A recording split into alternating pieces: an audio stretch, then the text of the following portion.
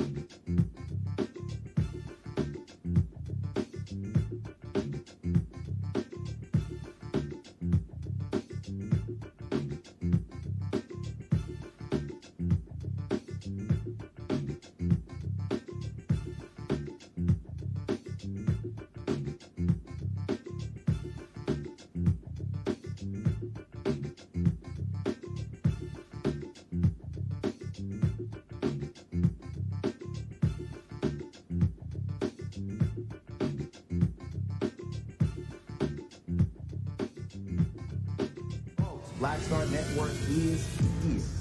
Hold no punch I'm real revolutionary right now. Support this man, Black media. He makes sure that our stories are told. Thank you for being the voice of Black America, Roland.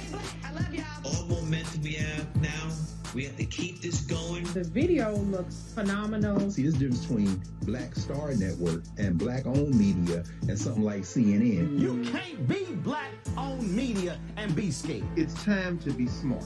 Bring your eyeballs home. You dig?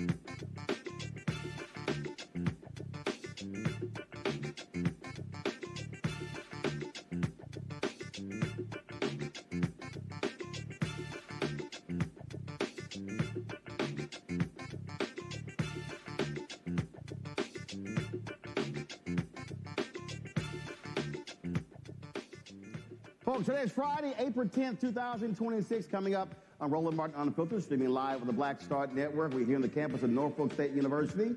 Glad to be here for our second town hall, focusing on the critical election taking place in this state on April 21st. Early voting is taking place right now that will change the congressional maps. This election could very well determine political power in November, which party controls the House, and also will determine Black political power. So we've got a great lineup of folks who are going to be on the show.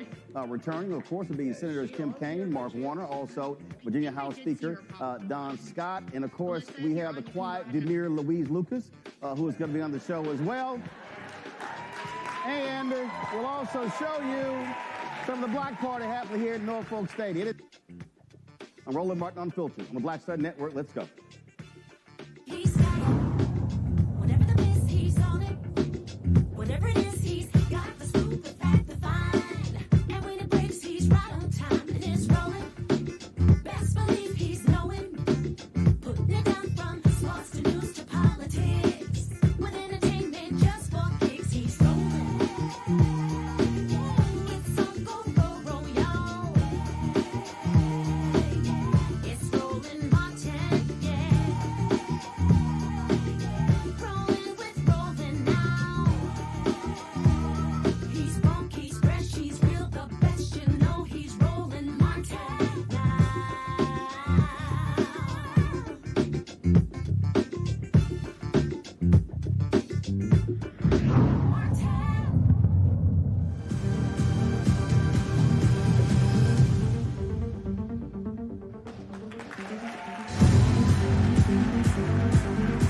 Folks, we're live on the campus of Norfolk State University for our second town hall.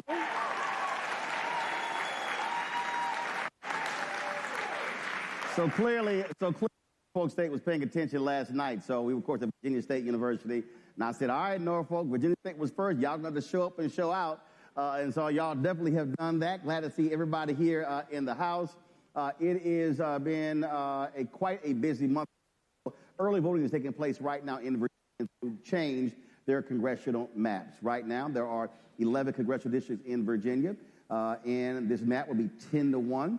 That very well could favor Democrats. Why is this being done? Because Donald Trump and Republicans have focused on having mid-decade gerrymandering. Now, normally what happens after the census is taken, legislatures across the country will redraw their congressional maps the following year. Last time this happened in Virginia was in 2021. But Republicans moved forward to change the maps in the middle of the decade. It first started in 2003 in my home state of Texas, when Tom DeLay forced a change of the map that wiped out white Democrats in the state. And so what then happened last year, Donald Trump ordered the Texas governor, Greg Abbott, to get him 5 districts. They did so, wiping out 2 black congressional districts in Texas. Then California responded to what took place in Texas. Then Republicans in Missouri wiped out the district of Emanuel Cleaver, member of the Congressional Black Caucus. Then they wiped out the North Carolina district of Congressman Don Davis there. as well. And remember, in 2022, Florida Governor Ron DeSantis wiped out a black district in northern Florida, and the Supreme Court in Florida reaffirmed him actually doing that. He did that over the objection of the Republican legislature. And so this would temporarily allow Democrat-led legislature to change the maps in order to, as they say, have fair representation. Now, folks who oppose have been yelling, screaming, and hollering. You see them on social media. I've been going back and forth with several of them saying how gross and unfair this is. But none of them said it was gross and unfair when Texas did it, when Missouri did it, when North Carolina did it, when Florida did it. And then they were angry in Kansas when they chose not to do it, and Indiana when the state Senate voted not to do it as well. And so what folks have to recognize is that when you look at what we call reapportionment or redistricting, it has national implications. Whichever party gets 218 wins in November, they will control the House. Right now, Republicans control the House. That's why Louisiana's Mike Johnson is the Speaker. If Democrats win the House in November, it's likely they will elect New York Congressman Hakeem Jeffries to be the first black Speaker of the House in American history. As one of the things that we've also made perfectly clear is that the impact of what happens in November will have dramatic impact when it comes to African Americans. Now, right now, Democrats are in the minority. There are 4 black Republicans who are in the House. All of them either ran for other offices, so come November, there'll be no black Republicans unless they get elected in November. So when you look at black representation, it's on the Democratic side. You have 6 to 7 African Americans who will be chairing committees. One of them will be talking as well is Congressman Bobby Scott of Virginia.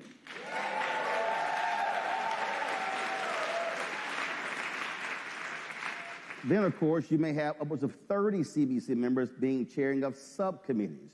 When you control the legislation, then you are able to determine what moves forward and what does not.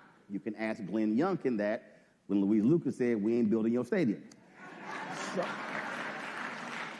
So one of the things that we want to do with this show is not just talk about voting yes, but also get folk to understand how politics is connected, how the dots are connected. When you talk about what you need in your neighborhood, in your community, in your city, in your state, and how who represents you in Congress makes a difference. We'll be breaking that whole thing down. So look forward to a great conversation. We're going to start. We're here on the college campus a little bit earlier. I dropped by the block party just to see what was going on. And so, and for folk who don't know, y'all know, I'm always dancing, so I can still step. My stuff works. So let's be real clear. I ain't got a problem going down, coming right back up. No pause, no breaks, no nothing. So I'm going to show some video a little bit later of us going through as they were having a great time. But we're going to start with somebody who at 19 years old is not at the block party, is actually sitting with us right now. So I want to bring up our first guest, someone who new to politics, but at 19 years old, our first guest, Cameron Drew, beat the conservative incumbent Kenneth Bell, who was also a civics teacher by 10 votes, y'all. 10 votes.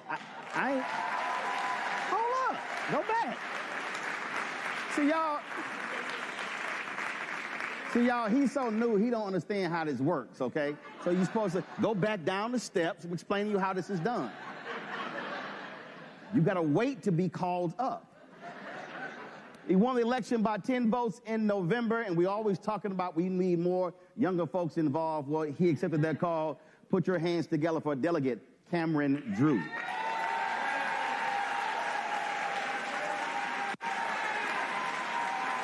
Grab the mic. Appreciate it. Grab the mic. There you go. See, you got to get the right walk up, Doc. All right. First and foremost, why'd you decide to run? I mean, what you doing right now? Are you in a job? You in school? Yes, sir. Are we on? Are we testing? Yes, sir. But I first got to thank you for one being here, but also for all you do for inspiring us young black boys and girls. I mean, you're a true inspiration. Yes, you showed me that we can own, we can dream, and we can do many, many bigger things. But I also have to correct you. I'm actually not a delegate, not yet. Okay. I'm Supervisor Cameron Drift. Supervisor Cameron Yes, Drift. sir. All right, well, they ain't had that right in the script, but it's all good. You elected to something. So first and foremost, why did you decide to run? Yes, sir. I decided to run because I knew within my county there was a large age gap within our county. Our median age range within our county was 50.7. That told me our youth was not staying within our county. And part of seeing that was because our youth didn't always feel that they were represented, they had a voice, or their ideas were always heard. So I sought out to step up to show our youth that they didn't sometimes have someone advocating for them. They always had someone advocating for them. Now, the folk tell you must be out your mind thinking you're going to sit here and run and win. Oh, yes, most definitely. I know there's people who insulted me. There's people who comment on Facebook and be like, why is this 19-year-old running for office? He don't even know how to write a check. And I'm sorry I don't have my... First of all, none of us use checks. I take that back. There's some people who watch the show, if they still send money orders and checks.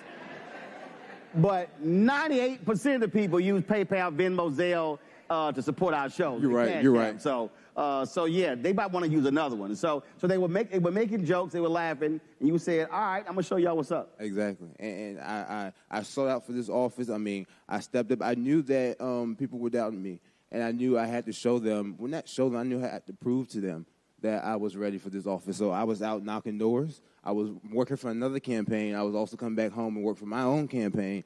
I was out with the voters. Was the other campaign paying you? So that was the check? So there you go. You got paid by them, but you were free on yours. So you're like, I got to pay some bills. Yes, sir. But I was coming back home to community events. I was in my homecoming parade. I was just letting people know that I was serious about this. That I am 19, but that I was a 19-year-old who was ready to make change within our county. Still in school? Yes, sir. Where? Go to Virginia Peninsula Community College. All right.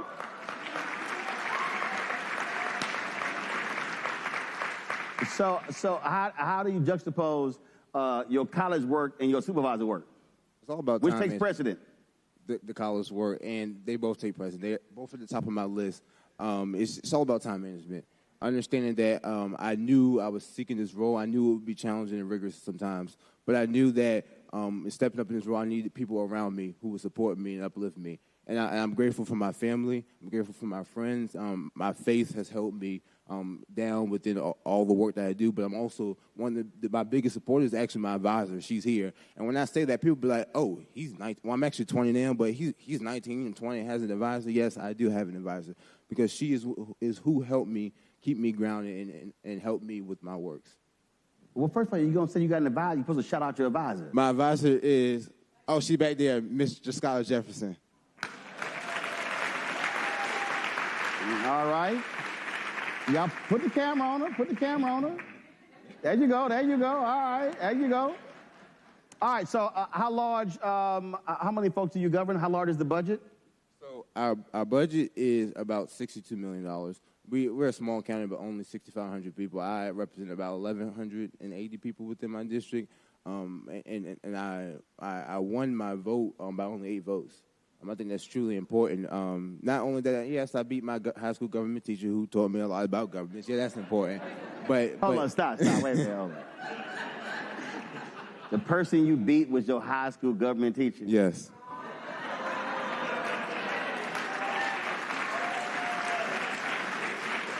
So, did you like him when you were in class? Yeah, I actually did like him. We actually did many trips up to the state capitol. He's one of my biggest supporters, and me getting into politics, so had no hard feelings for him. We had no hard feelings. I mean, our campaign was a campaign of absolutely positivity. I know that's uncertain sometimes. But. So when he called to concede, how was that phone call? Oh, it was like a 10, 15-minute phone call. I was at another celebration party as well, but I was having a good time there. You sure like going to other people's stuff. Look, I was getting paid. I had to collect my check first. There you go, see? Priorities. You got priorities. And so, okay, so that's wild. Now, I had a few run-ins with teachers. Well, actually, I had a number of run-ins with teachers. So I can only imagine. I'm just letting you know, I would have been a little different response, but I beat my government teacher. I'm just letting you know, it would have been a whole different response. Because we would often clash when it came to public policy. But, you know, that's how it was. That's how it always was. So you see you won by 8 votes.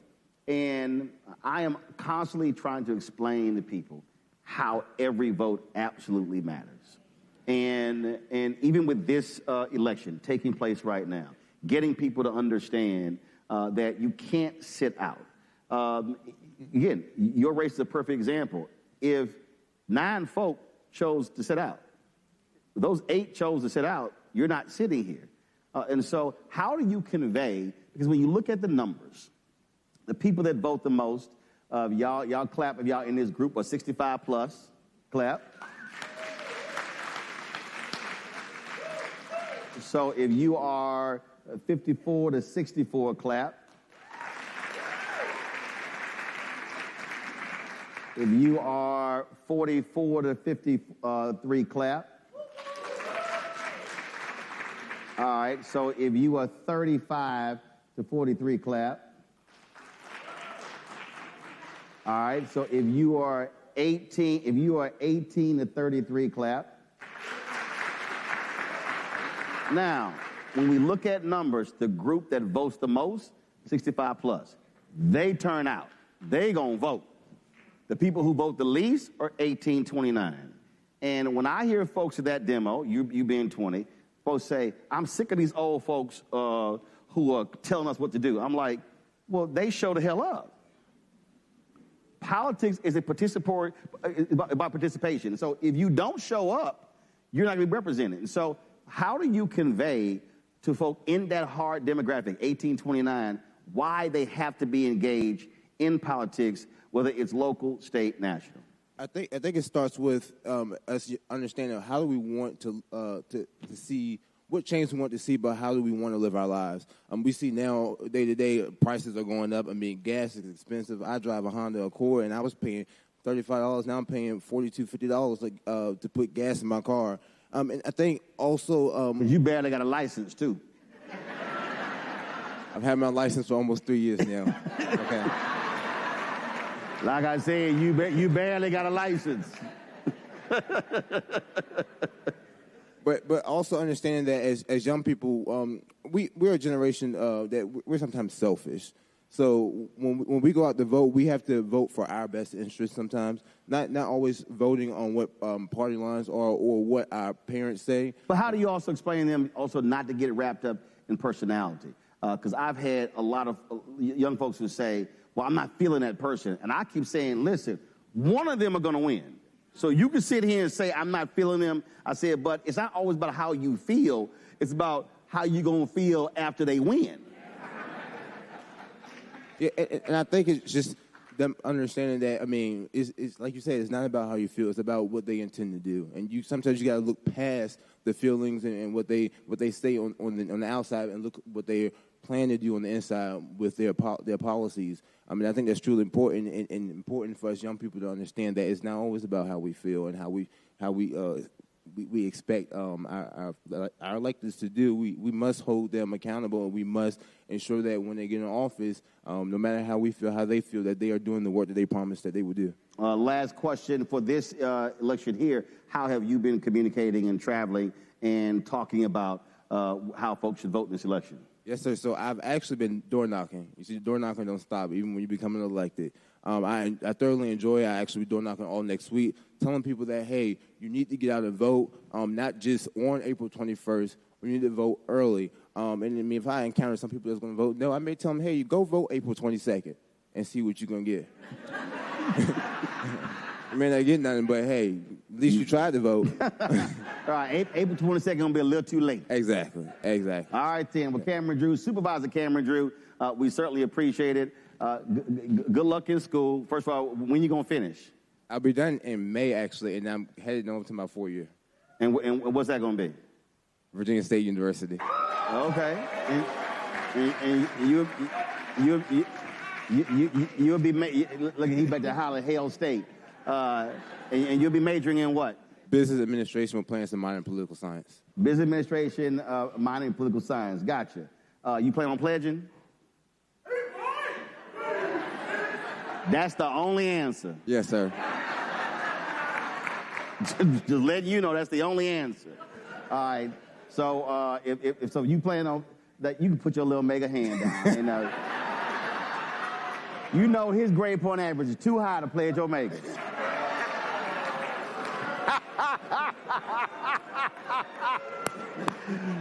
That was a good one. Absolutely. They don't want none of that. And Henry work on my staff, he don't want none either. And little Terrell here, Sigma, he really don't want none. So they know how I roll. Well, we look forward to that, Cameron. Congratulations. And we appreciate it. Good luck. And we can't wait to see what you aspire to higher office. Yes, sir. Thank you so much. Appreciate it. Thanks a lot. All right. Folks, going to a break. We come back. Stay tuned. Louise Lucas will join us on stage. You're watching Roland Martin Unfiltered right here in the Black Star Network. Cameron is going to drop the mic. Back in a moment.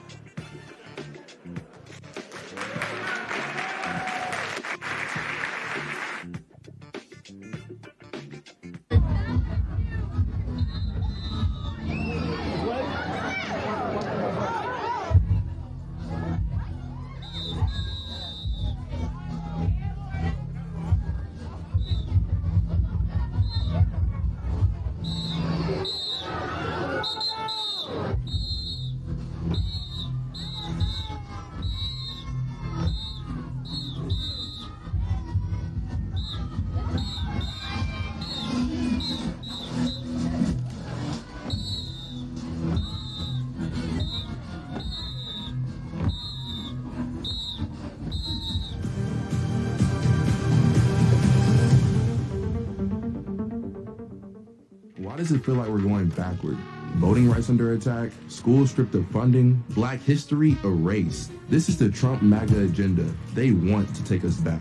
They are redrawing congressional lines in states across the country, deciding who gets power and who gets silenced. We see what this is, a power grab. Virginians won't be fooled. Show up, vote, take back our power. It's a temporary measure that gives the people, not politicians, the final say. Vote yes by April 21st. This is Bill Duke, and you're watching the Black Star Network.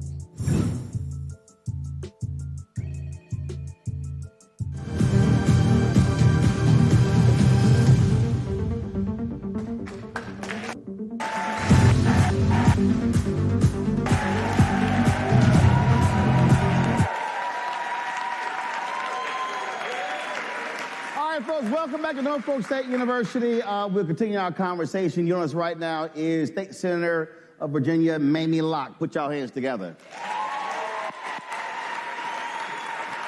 There you go. You know I'm an old woman. Huh? You know I'm an old woman. I can't get up in the You can get in the chair. That's why we got a step. Put your foot right there. There you go. See, they ain't that hard. How's she gonna come out here and start? You know I'm an old woman. I ain't trying. We go from 20 years old to her going, you know, I'm an old woman, I can't step up. First of all, before we came out, y'all, we took a picture outside our Roro mobile, and so it was Senator Locke, Congressman Bobby Scott, myself. She's like, you know, we got an AK between these two alphas. I'm like, how you come out here dressed like a Delta? all that red on. That would not have been what I said. So it was like, okay, all right then. We look good in all colors. Oh, hold on, that's what we say. I always keep telling y'all it's Alpha and Divine 8, but I'm just saying. All right, let's talk about. I want to talk about power and when you're in the majority, how when you have power, how you have to use power. I set it up talking about what Republicans have done across the country. And the reality is, if you look at many of these red states, you look at supermajority in Florida, in Texas, in Alabama, in Mississippi, in Tennessee, and you look at Arkansas and North Carolina, South Carolina, take your pick, they exercise power using power. I have always said that Democrats like to play nice, like to go along to get along. How can we be fair? And if somebody is in a fight and they pick up a 2x4, I'm going to pick up a crowbar. I'm not going to sit here and say that's not right, that's not fair when you get clubbed upside the head. And the reality is, how I look at this referendum, this is Virginia Democrats saying, okay, y'all want to roll? Let's roll. You had power, you used power. We have power, we're going to use power. Exactly. I'm right there. I have been saying with, Senator Lucas is my seatmate. Okay, so I roll with my seatmate. And we were in Well, you Boston. better. She'll probably put you on Twitter. She's always put me on blast. But we were in Boston last summer, and we were hanging with the Texas delegation, and they had a sign that said, Texas now, your state is next. And we went with them to protest and essentially said, we know that we're next, so we need to roll now. So we started saying back in August of last year, we know that Virginia is going to be on the chopping block, so we need to roll now. We have the power. We have the majority in the Senate. We know that we're going to get the majority in the House. So let's start talking about redistricting right now. And they started it. I'm not going to say what she said, but we can finish it. We can finish it. And we have the majority. We're going to have the trifecta. We know that we're going to have the trifecta come November. So let's get this party started.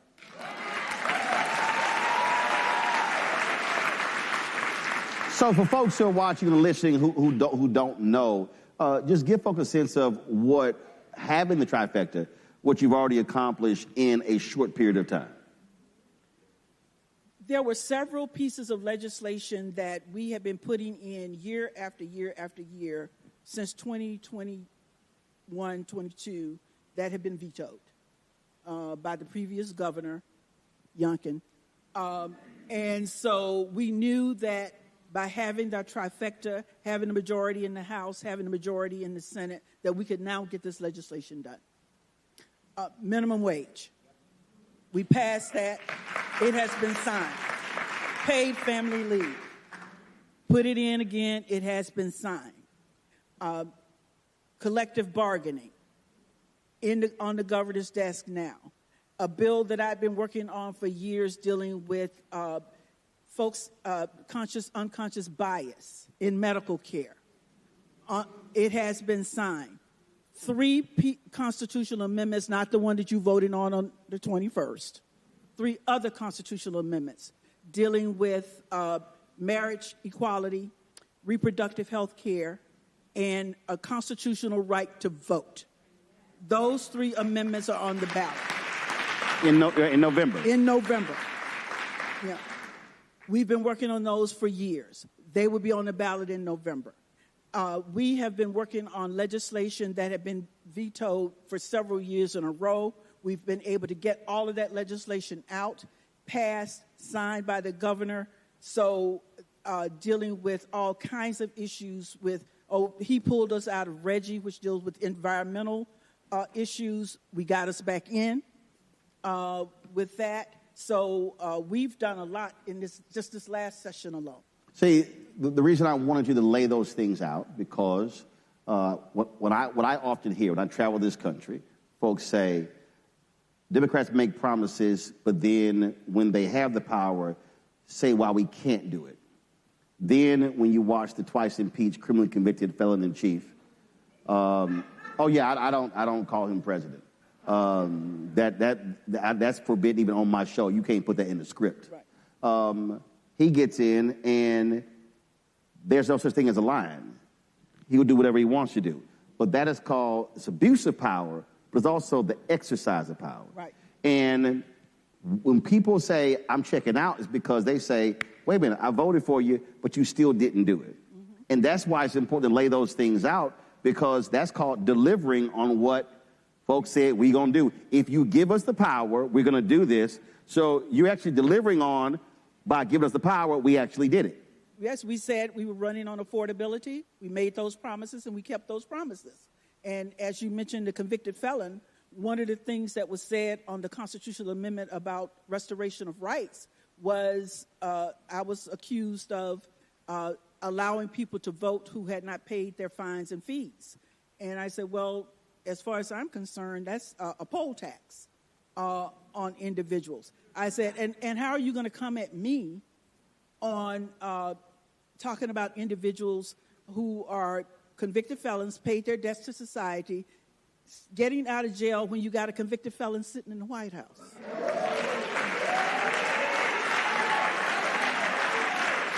So, I'm sorry. You know, he can't vote in Virginia, you know, unless we pass this constitutional amendment.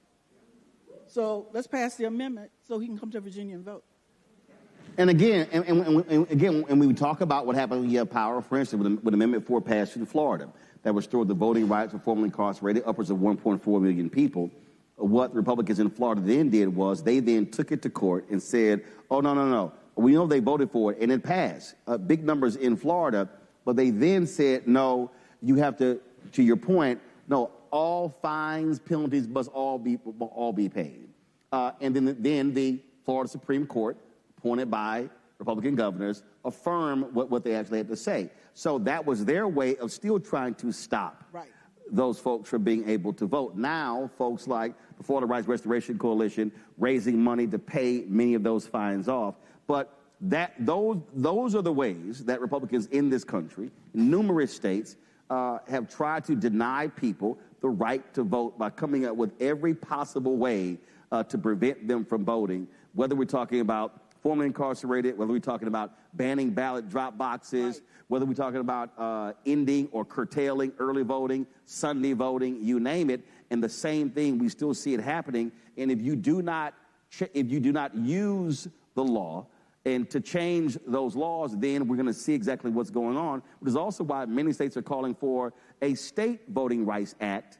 Which we have. Explain for people, again, who don't understand that. Yeah, Virginia actually passed a voting rights act for the Commonwealth of Virginia back in 2021, I believe, or 2020, when we had a trifecta before. Because we kind of saw some stuff coming. There had already been an erosion of the Voting Rights Act with eliminating Section 5. And we saw some other stuff coming from the Supreme Court that is controlled by Donald Trump. So since we saw that coming, we needed our own Voting Rights Act, so we passed our own Voting Rights Act that protects the rights of voters. Absolutely. Last question I have for you. We have some really destructive mailers that are going out using KKK themes, and they're trying to steal our right to vote. It's meant to sow seeds of confusion. And a lot of older voters are, hey, you know, what's going on? What does this mean? Talk about why everybody has to be fully engaged in talking to as many folks as possible to explain to them the difference. Because what they also are doing is, first of all, we were the blackface dude who was over the initiative. I guess he used to be in the House of Delegates, I guess so. Yes. He initially said yes to coming on my show. Then I think he realized what he said yes to. And called back and was like, no, I can't do that. He did the right thing. Yeah. Look, he can come on. I'll be happy to ask him a few questions. But what they're doing is they are purposely trying to use the images of KKK, denying folks the right to vote, to get them to vote no against this referendum. Correct. Speak to that. Okay, so when those flyers first started coming out, I have to give our community credit. A lot of people started calling around saying, what is this? And asking the right questions before they actually voted so that it could be explained. And I have to give our pastors credit. They allowed us to come into the churches to start speaking about those flyers. So I actually would take the flyer with me into the church and would hold up that flyer against the real flyer and said, you've always heard about fake news. This is fake news. Okay, and what do you do with fake news? You rip it and you throw it in the trash. And I said, and it has President Obama's picture on it. Okay, now help me understand, in what world does Barack Obama come on television in an ad and tell you to vote yes. Then he sends you a mailer and tells you to vote no. Okay, now, what kind of black sense does that make? That don't make black sense, white sense. That don't make no kind of sense. You know, Barack is not telling you to vote no. He is telling you to vote yes because this is making sense, to vote yes, to level the playing field, and to make sure that you have people sitting in Congress like Robert C. Bobby Scott, who's my congressman, and making decisions that are meaningful for you. That these folks are not making decisions that are helpful to you as a citizen. All right, then. Y'all put your hands together with Senator Mamie Locke. Thank you. We appreciate it. Don't help you on down here before you start telling me I'm an old woman, I can't get off this chair. Next up, y'all, let's bring up our next guest, Senator Tim Kaine.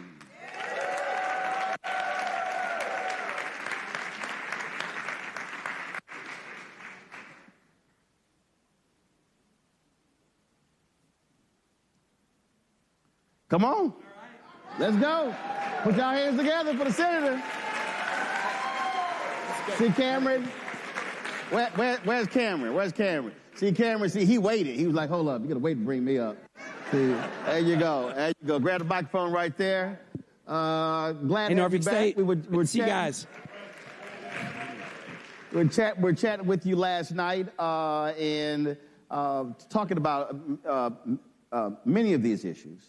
But I want to start with this, just like I was talking with Senator Locke about what they were able to accomplish. Yep. Same thing. The reason we have the Affordable Care Act is because Obama was president, Democrats controlled the House, Democrats controlled the Senate, and even when you had some Democrats in the Senate who were standing in the way, then where everybody thought after the election of Scott Brown in Massachusetts it was all doomed, then it was, no. Let's figure out how we will use legislative power to actually get this done through the reconciliation process. The point there is when you have the power, you have to be able to use it in order to represent other people. Absolutely. I was the chairman of the Democratic National Committee then when President Obama's first term. And he told me, go around the country and talk up the Affordable Care Act. I've never given so many speeches about a single topic as that time when the ACA was being passed. And as you know, it passed by the barest of majorities because we used the power that we had. And then the Republican Party has used the power they had. In 2017, they decided, after President Trump was elected, their main goal in the first year of the Trump administration was repeal Obamacare. They didn't do a budget the first year. They didn't do all kinds of stuff. They queued up the repeal of the Affordable Care Act, and they fell short in the Senate by a single vote. Every Democrat stood up for the ACA. 3 Republicans joined us, and we saved it by 1 vote. And then last summer, the House passed a reconciliation bill that they wouldn't have been able to pass, except for the stolen North Carolina seats. 3 seats stolen in North Carolina, that was the margin. They passed a reconciliation bill, giving tax breaks to the billionaires and taking away Medicaid from everyday Americans, tons in Virginia, taking away SNAP benefits from 80,000 Virginians. And the only reason they were able to do that was because they stole the 3 seats in North Carolina. And now they're complaining that we are trying to do something in Virginia to level the playing field. There's one difference between what Virginia is doing and what North Carolina did. Virginia, we're letting the voters vote on it. Well, first of all, North Carolina. Yeah. North Carolina, done with the legislature. Yep. Florida, done with the legislature. Texas, done with the legislature. Yep. Missouri, done with the legislature. And then in Kansas, the Republicans said we don't have enough votes for it. And the Senate in Indiana stopped it. So when they complain about California, what they did in Virginia, those are the only 2 that went to the folks, the voters, the people of the state. Yep, and I give credit to my state legislators. You've heard from Senator Locke, Senator Lucas is here, and others. My speaker, Don Scott, they said, look, this is important to do, but it's not so important that we're going to do it in a back room, in a smoke-filled back room, and not let the voters vote on it. Our voters get to pick. Our voters get to pick. Well, that's funny because there's a conservative, Guy Benson. This was so funny. He was complaining about what's happening in Virginia. Neera Tanden had said how he conveniently left out Ohio, Missouri, and Florida. And then he goes, ours cut a deal with D's on non-maximalist redistricting. Then he said, Missouri, adding one R seat in a Trump plus 18 state. And I responded, I said, well, so now you're saying that because of the plus 18 state, let's change this one congressional district. I said, well, if that's, I said, oh, no, I said, that's fine. If that's the argument that you want to use, that it is a plus 18 Trump state, well, you can't complain if a state that didn't vote for him changed it to benefit them. He hasn't responded to that tweet. Well, these guys cannot, they can't take a punch. And sadly, and Roland, you've been talking about this for years, they're not used to the Dems fighting back. And so they're going to be used to it now. Yeah, and they got to toughen up. What'd you say? I was messing. What was your phrase? Pluribus. What was your? So he and I have different versions of the motto. I was pointing out that Virginia picked a motto. It's on this flag right behind me. Can I do a visual? Yeah, go ahead. Okay. Go ahead. You guys see this, right? We voted for this on July 5, 1776. Most states have changed their flag and changed their motto. We haven't. It's a woman representing virtue standing over a deposed monarch representing tyranny. And our motto is sic semper tyrannis. Thus be it always the tyrants. Sic semper tyrannis. He called it. I told him my motto is hashtag team whip that ass. And that is the Latin. That is the Latin. My Latin is translation of his motto. There you go. Although I think you would say it tyrannus, not tyrannus. Right. I thought that was, temper. I thought it was a mattress he was talking about. He called it sic semper Tempur-Pedic. I just told him point blank. I said, I'm going to cut to the chase. I said, that's how I look at it. Because, well, again, we laugh about it, we joke about it, but I really need people to understand that what we are witnessing right now in this country is something that this generation of Americans has never witnessed. Yep. We talk about Nixon being corrupt. Nixon looks like a choir boy. Yeah. Boy Scout. Compared to what's happening with Donald Trump. And we've never had, and this is where they talk about the founders, and how the founders put in, and I remember Vice President Kamala Harris talking about this here, President Biden, they kept talking about guardrails. Mm-hmm. But the guardrails were, you would even have a party of that particular, of that person, who would say, no, that's enough. Yep. What we have now literally is a party that says, do whatever you want, we're scared to death of you, and we're going to let you run amok. And you simply cannot allow that to continue and not fight back with everything that you have. Just one example, right here in Hampton Roads. I mean, this is like the center of the American Navy. We got all these folks who have family in the military deployed on the Ford that is now setting all the records for the extended deployment. They were supposed to be home for Christmas. They got steamed to the Venezuela, then steamed over to the Middle East. And you have a president who's waging war, hadn't even come to Congress for a vote. No congressional authorization, no support from allies, no support from the American public, no plan, no rationale. 13 troops lost already, including Virginians, hundreds injured. And Abraham Lincoln was once asked when he was in Congress, hey, why did the founders say you can't go to war without Congress? And he wrote a letter back to the guy that wrote him, and he said, the Constitution set it up that way because the most kingly of all oppressions is to take a country to war without seeking the approval of the legislative branch. Kings do this all the time, and they impoverish and injure their people to change their minds or change the subject from something else. It is the most kingly of all oppressions. It's tyranny to allow a president to take us to war, especially an unwise war like this one, without having a debate and vote. And the reason he demanded that Texas get him 5 seats, because he said to his own party, if we do not keep the House, they're going to impeach me. And he's already set a record being impeached twice, does not want to be impeached a third time. And so this is what this election is about. It literally is about how do you put restraints as best that you can on the madness that is coming out of 1600 Pennsylvania Avenue. Right. It is about finally releasing the Epstein files. It is about forcing. I was glad to hear that the First Lady yesterday said that we should have a hearing with all the Epstein victims. I mean, I think that's one thing we should all get on board with. But here's the problem. By Republicans controlling the House and the Senate, they control whether you call the hearings. So if the House changes in November, come January, and if the Senate changes, now you then have the power. Senator Warner will be head of the Intelligence Committee. Senator Scott will be head of Education and Labor. And when you are in the majority, you now get to set the agenda. Right. Can I tell you, this should make everybody's blood boil. It makes my blood boil. Do you know what we haven't been allowed to have a hearing about yet? The war in Iran.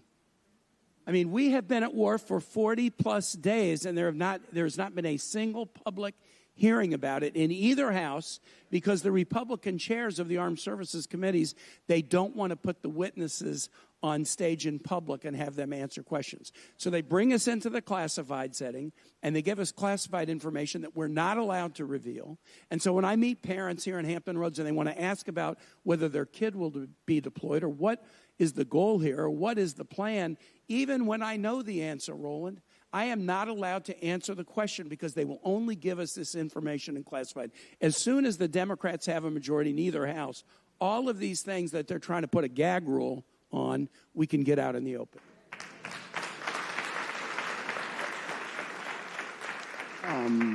This is going to be an extremely tight election. And what do you say? It's 11 days, but early voting is right now. What do you say to someone who's listening, someone who is watching, one who's either already voted or who hasn't, what every person has to be doing to drive folk to vote yes when it comes to this referendum? What do you want them to do? So first, tomorrow is the first of 2 Super Saturdays. So huge effort tomorrow, the 11th, and then Saturday, the 18th, to get people. About 30 new voting sites are open up all over Virginia. If you have any questions about how to vote, iwillvote.com. You go right there, it will tell you how to do it.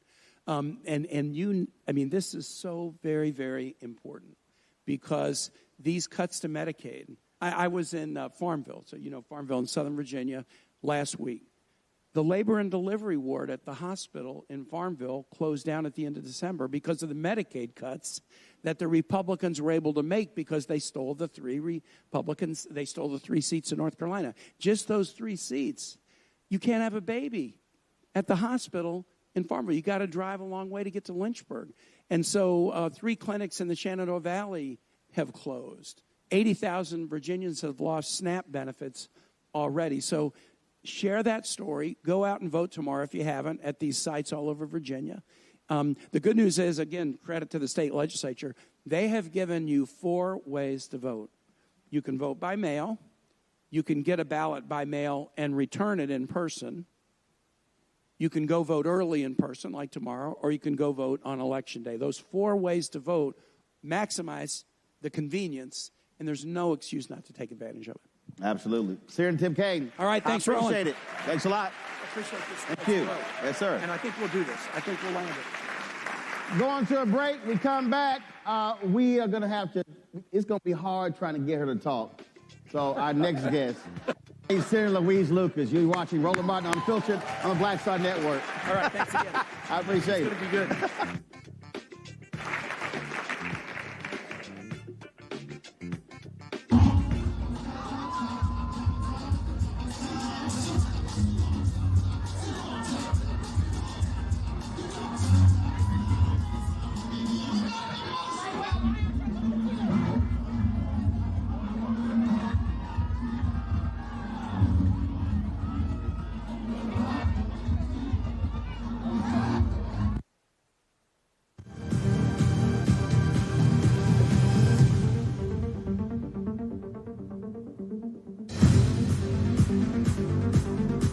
Virginia, we are counting on you.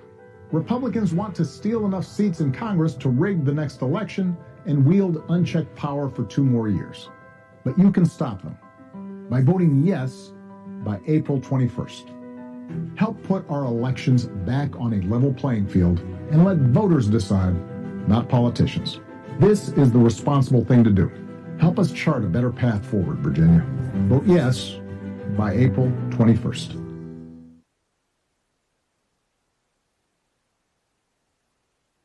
This is Bill Duke, and you're watching the Black Star Network.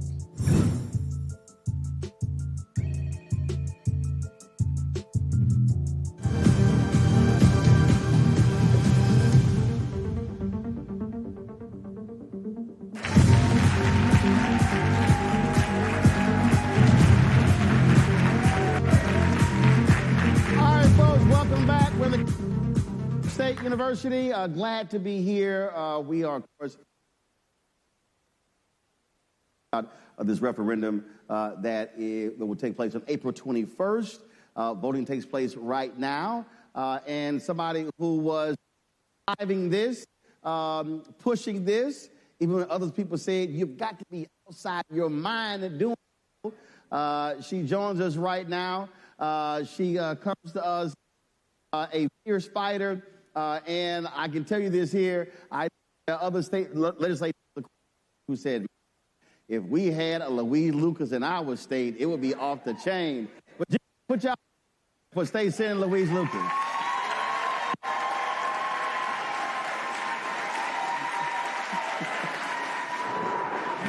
There you go. All right, hand your microphone here. I'm 10 years older than Senator Locke, but I didn't have any problem getting in this chair.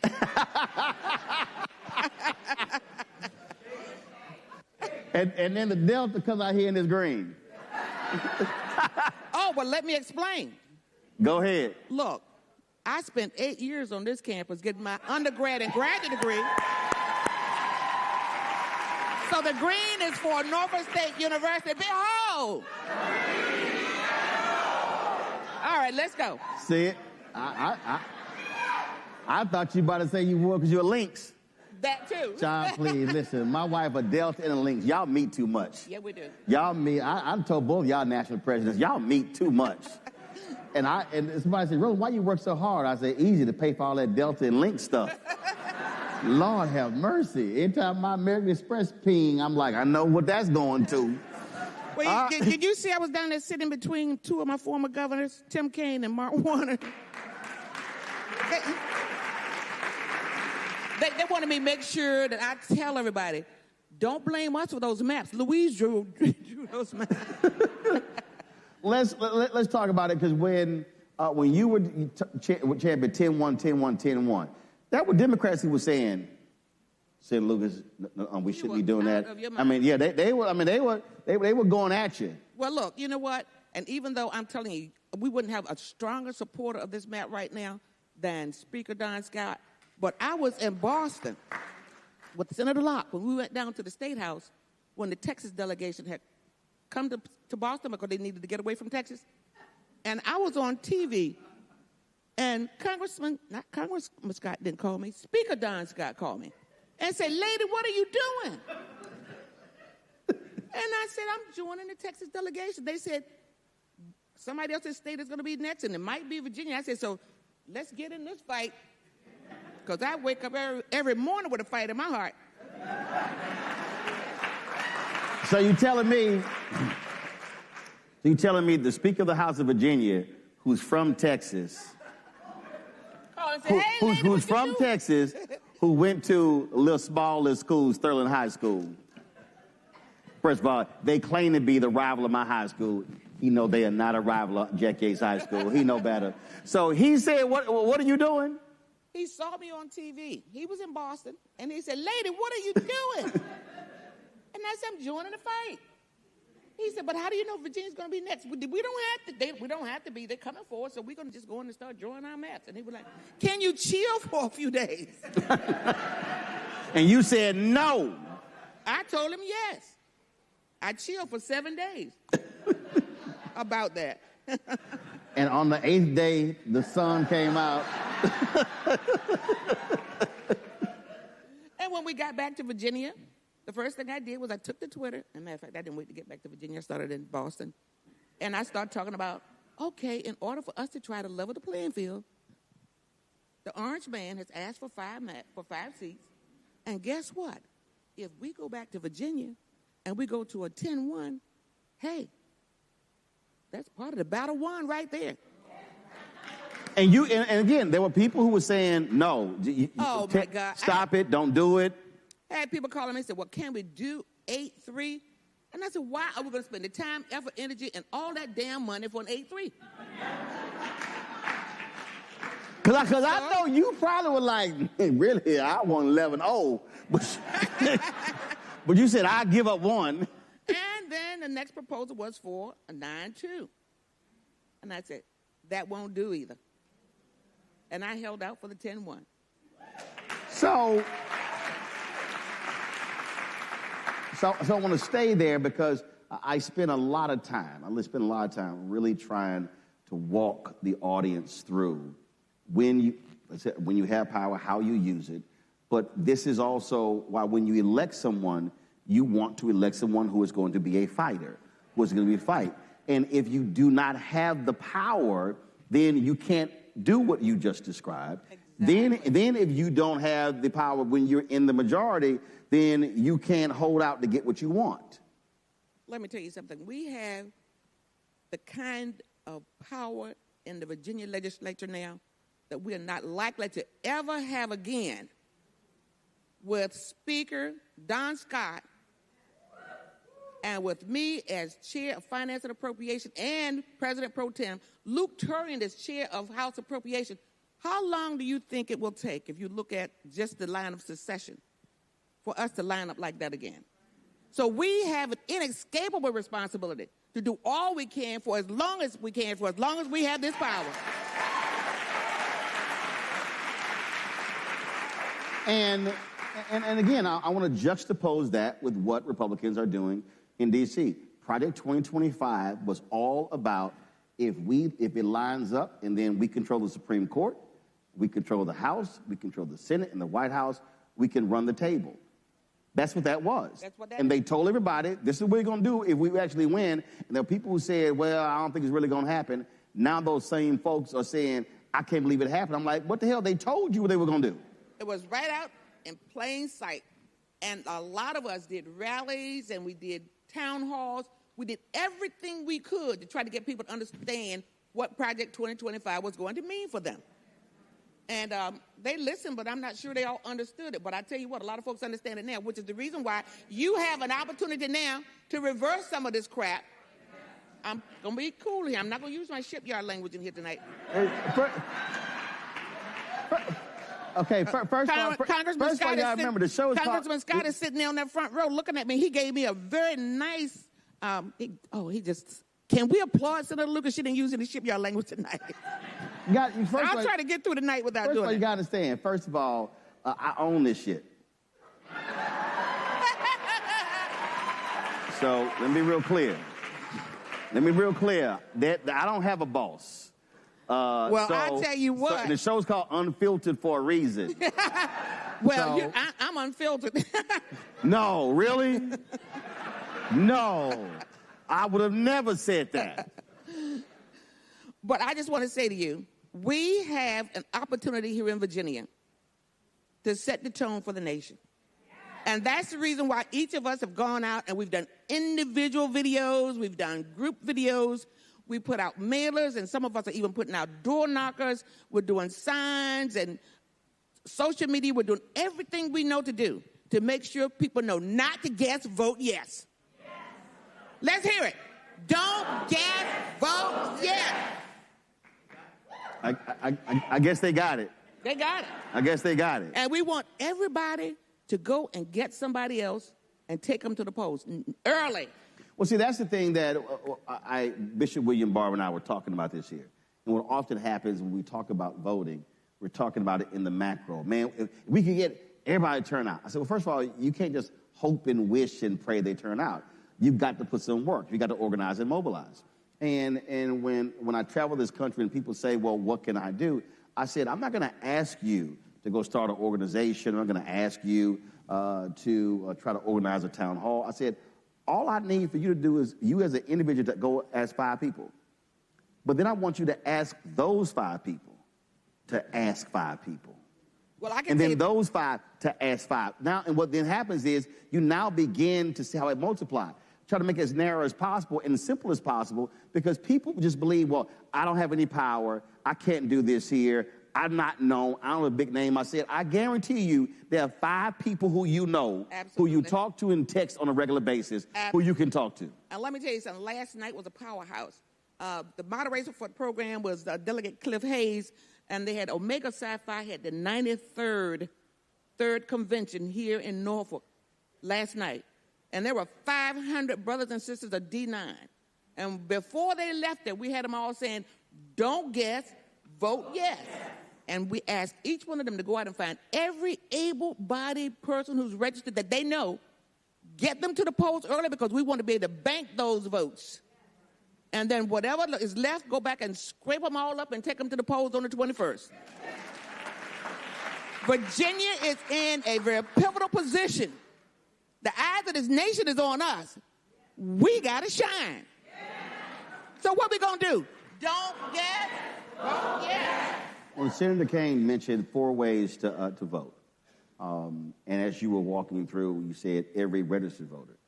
Again, when you have electoral power, there are other states where they have same-day voter registration. Exactly. And that's another example of when you have the power, how you can actually make it easier for people to vote. Exactly. And that's one of those examples. But that can't happen unless you have the legislative authority to be able to do so. That is exactly right. And I think Senator Locke and everybody who's spoken already has told you about all of the ways that we have been able to vote, be able to provide for our voters to be able to get to the polls.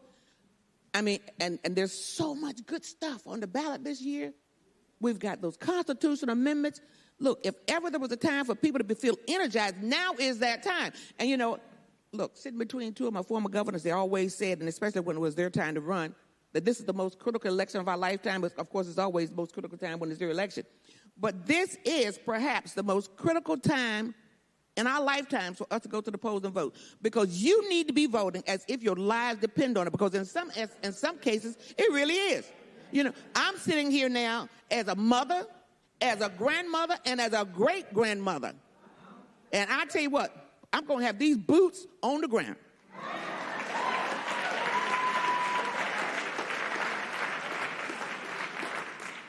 Last question I have for you, and that is, how many times have your staff tried to take your phone away from you? My daughter, Lisa Lucas-Burke, who's running for city council again, has my phone in her hand right now. That's your I'm mad as a mother. That's her. That's the mad as a motherfucker daughter. Yeah. I played that. Sorry, I played that clip on the show. And I cut it off. She didn't. You see, y'all didn't see that. See, she said the whole thing, but gotcha. I play that clip now. I'll play that clip on the show. There she is, right there. That's her. Because she's like, I'm mad as I was like, go ahead and just show out. And you ask her, where'd you learn how to talk like that? She said, my mama.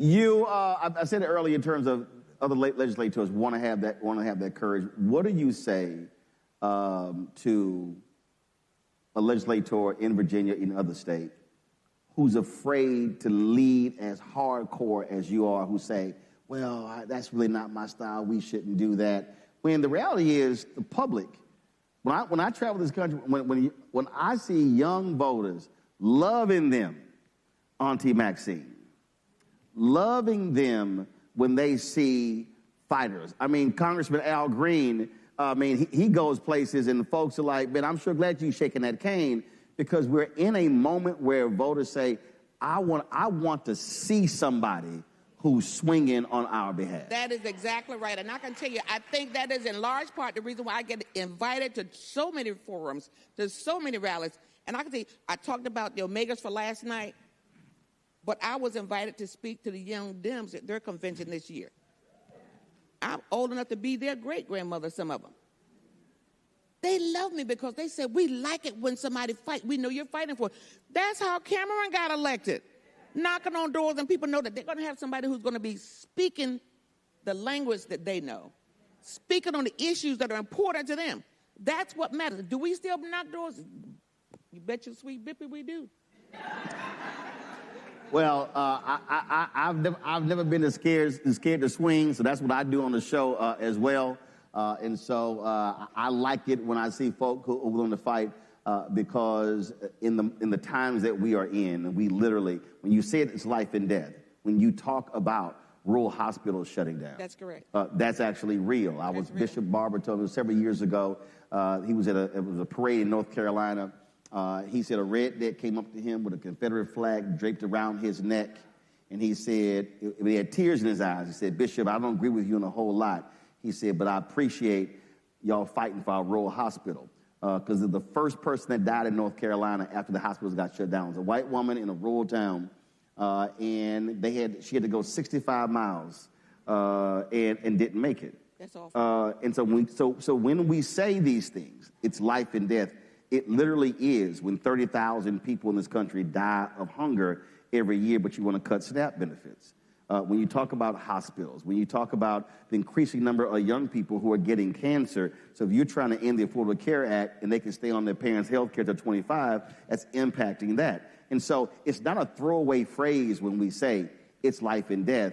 It truly, truly is. Life and death. And, I just want to say one more thing before I would give you back the mic, and that is we have members of the legislature who will not vote to make sure that a family has a decent meal to put on the table, but will vote to give folks in the biggest industries in the nation, like data centers, to give them untold exemptions on taxes. Here in Virginia, we are subsidizing the data centers by $1.9 billion. And then you got some folks who don't want to put food on the table of a family who can't afford it. You know that minimum wage bill, Senate Bill number 1, that was my bill. Still not enough. Well, I'm sure you are going to keep fighting as long as there's breath in your body. 10 toes down.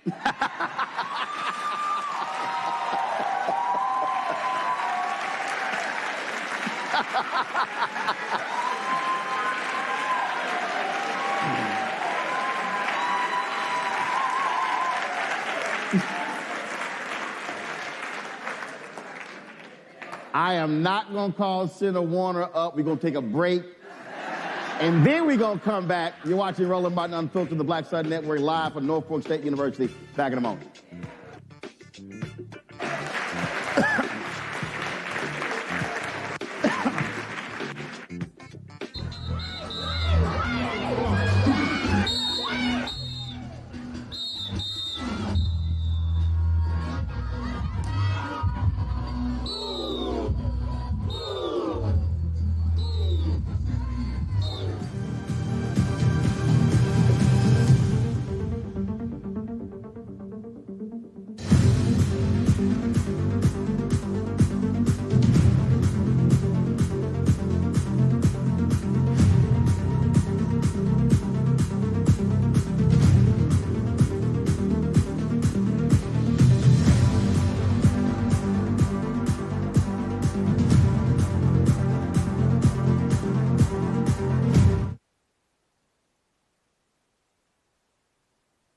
MAGA Republicans ended diversity programs, cut funding for black students, and fired federal employees. And they won't stop there. Now, they've redrawn congressional maps so that they can rig the November elections. But we have the power to stop them. By voting yes for fair elections, we have the final say on who represents us in Congress. This is a temporary measure to restore fairness. They are not backing down, and neither can we. Make a plan to vote by April 21st and vote yes for fair elections. Hey, I'm Malcolm Lee, and you're watching the Black Star Network.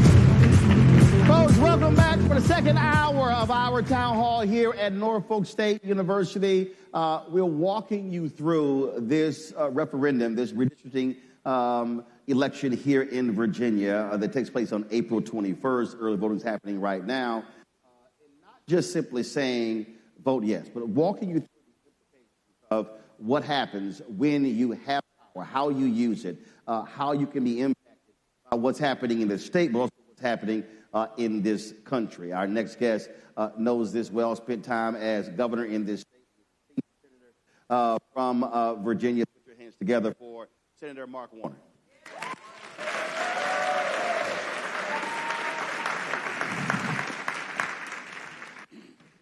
All right, then. I did not. Hold it.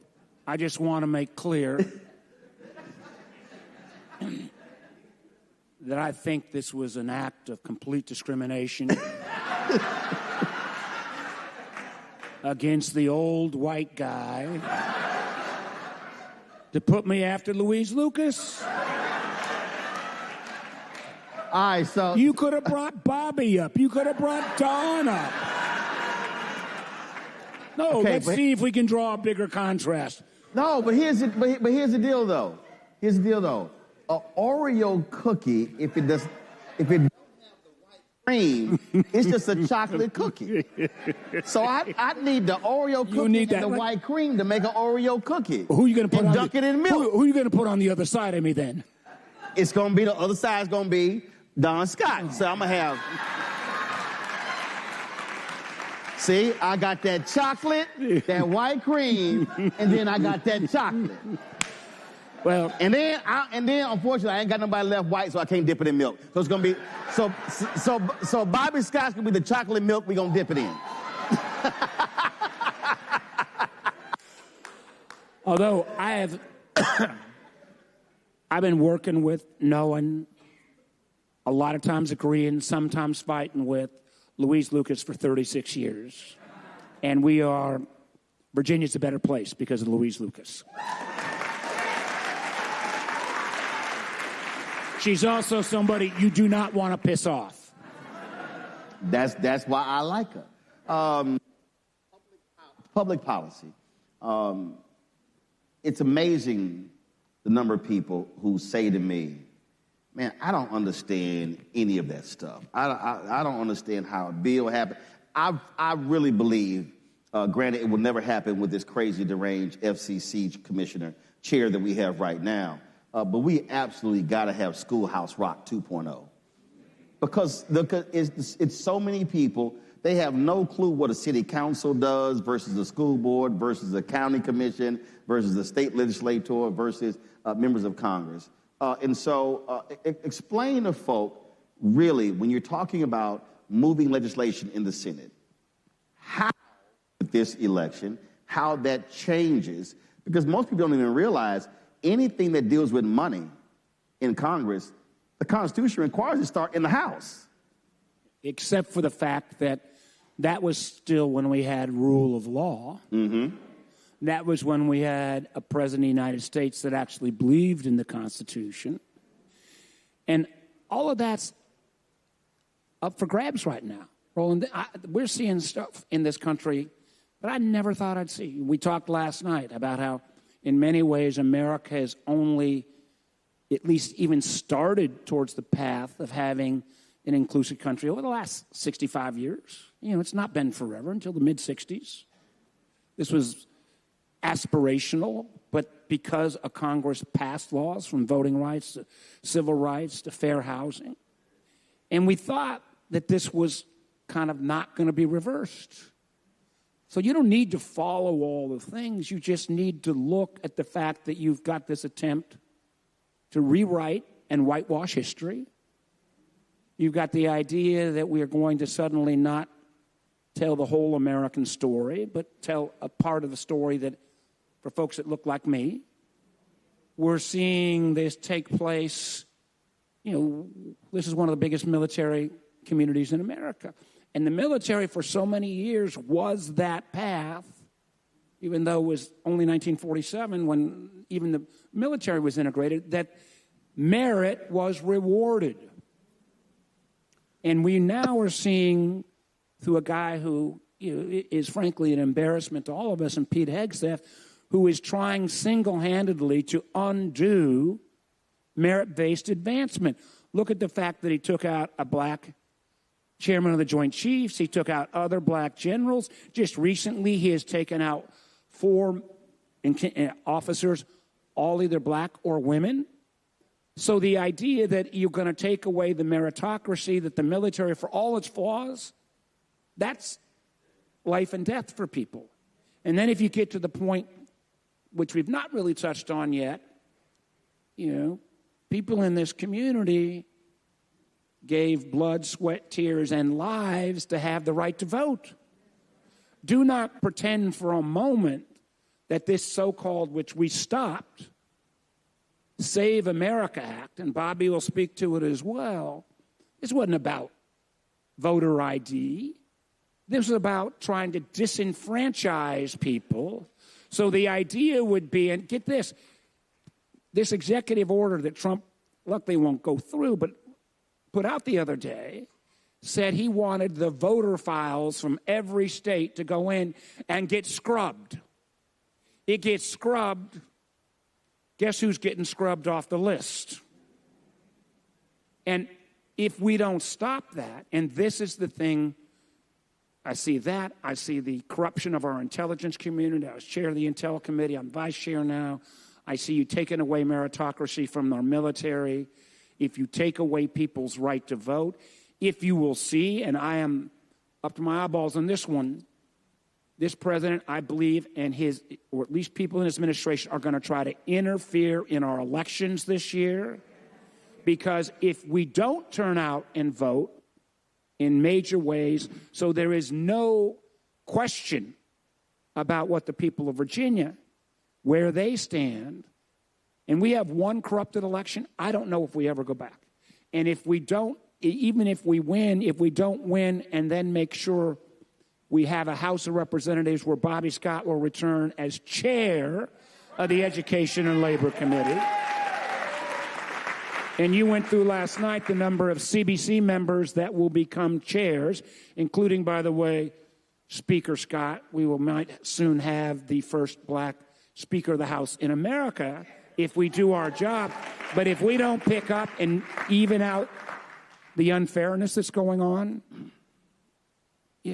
could you think of a worse outcome for our country? And I guess, again, I know that I've gotten criticism sometimes. I keep trying to be bipartisan and all this stuff.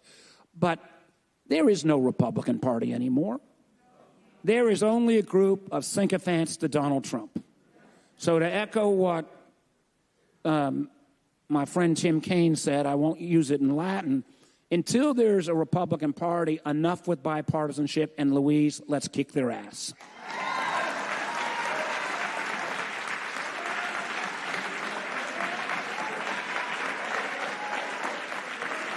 Come on. Come on. Come on. Come on. Come on. Louise, how do you like that? How do you like that? Seems like you've been having some chocolate chip cookies. Not my first rodeo. When you talk about how these things have changed, you take the Voting Rights Act. That was a time when that was a unanimous vote. That was a time where overwhelming number of Republicans voted for it. And now all of a sudden, the effort to actually get rid of it. And that's the thing I think people have to understand, what has changed and how this has changed. You're not dealing with the old Republican Party. I thought that was a mistake of Hillary Clinton in 2016 and Joe Biden in 2020 when they kept saying that the old Republican Party is going to return back. No, that ain't happening. MAGA, Tea Party, that is today's Republican Party. What we are seeing, look, my book over there calls White Fear, How the Browning of America is Making White Folks Lose Their Minds. And the reason that photo in that book, it's the outstretched hands of a white man in front of the Capitol on January 6th. And what that says is all of this is ours. When Donald Trump complained about the election, he specifically mentioned, and we saw the seizing of ballots in Fulton County, black. He complained about Philadelphia, black. He complained about Milwaukee, black. He complained about Detroit, black. The head of the Michigan Republican Party, I remember in 2020 said, let's count all the ballots in Michigan except Detroit. Trump paid for a partial recount in Wisconsin. It was only for Milwaukee. And so the attack is specifically on black voters. And this is why, and again, when I look at the targeted seats, they targeted 5 black seats. This Louisiana versus Calais decision could wipe out upwards of potentially 20 CBC seats. And so this is why I'm trying to get people to understand, when you lose that type of power, you're losing the ability, because that Calais decision is going to impact states as well. So what Senator Lucas just laid out, you will be losing folks with power on the state level, county level, city level, school board level. This thing is vertical and horizontal, and this is what happens when people don't show up to vote when they get to be in power. Yes, sir.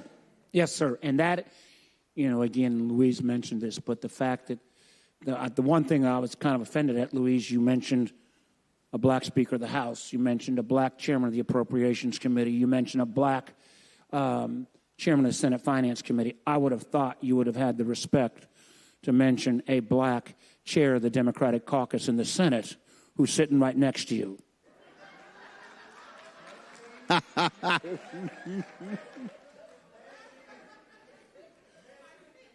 Pardon me? But y'all forget, she didn't mention it. But the point there, that doesn't happen without the Voting Rights Act.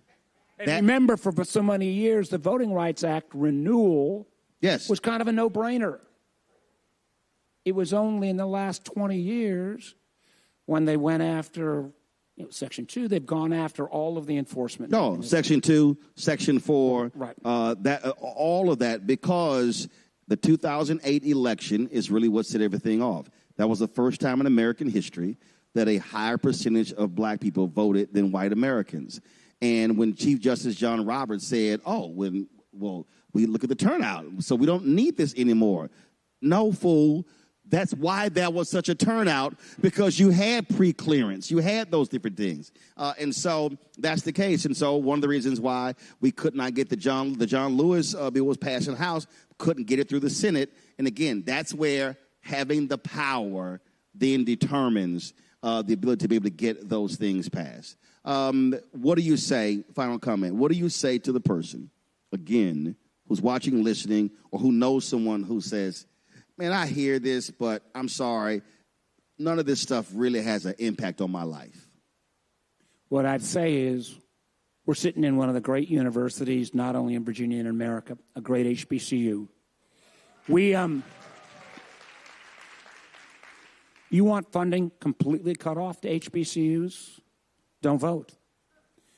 You want to say you want to decide to vote, maybe not this year, but I'm going to wait a year or two. Well, you allow these voter files to get screened, you may not be on that voter file. You want to have an opportunity where in this country we actually make sure the military is meritocracy-based, and that actually as everybody in this country ought to get a fair shot and access to capital. We talked last night about community development financial institutions, CDFIs. Not a big thing, but it's a way to get access to capital to underserved communities. Gone if we don't vote. That was billions of dollars. Billions of dollars. So whether it is about your own life, whether it's about that great desire we all have as Americans to get rich, you want all these things taken away, that is all up for grabs right now. So and as you've all said, we didn't do this. Well, Louise did some of behind closed doors. But at the end of the day, she doesn't decide. I don't decide. You decide. You decide. And if it doesn't work out, then we know where we got to look in the mirror. Because if we turn out, we will win this thing. And then we will take that 10-1. And we will need to have a senior United States Senator carry that ticket at a margin bigger than last year. So those marginal seats we can pick up on. Just trying to do my job. Listen, at the end of the day, I always say this here. People love to complain, love to say what we need, what we don't have. And my position always is vote or shut the hell up. Simple as that. Senator Mark Warner, I appreciate it. Good luck in re-election. Good luck in re-election. He's got lots more to do. We're going to come back, talk to House Speaker Don Scott. Back in a moment.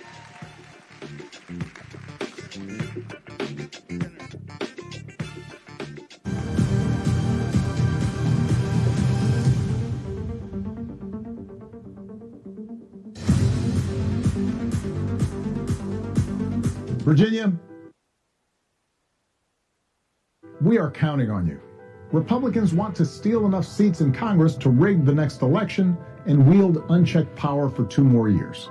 But you can stop them by voting yes by April 21st. Help put our elections back on a level playing field and let voters decide, not politicians.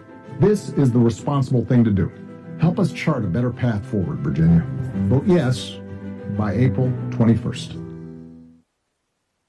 Hey, I'm T.D. Jakes, and you are watching the Black Star Network.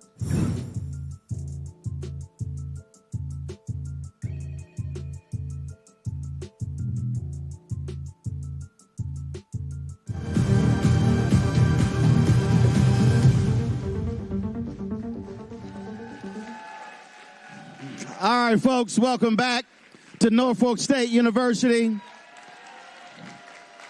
We have been having a great conversation.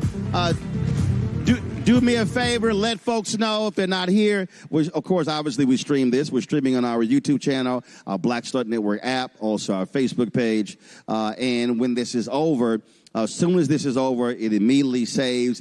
You should share this. You should be texting this out for the folks because, again, the great information and insights that are happening here, you're not hearing elsewhere. And so that's why it's critically important. That's why we're glad to be here to share this information.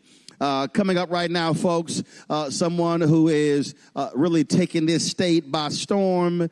Y'all had to have a Texan come in and handle some business. What?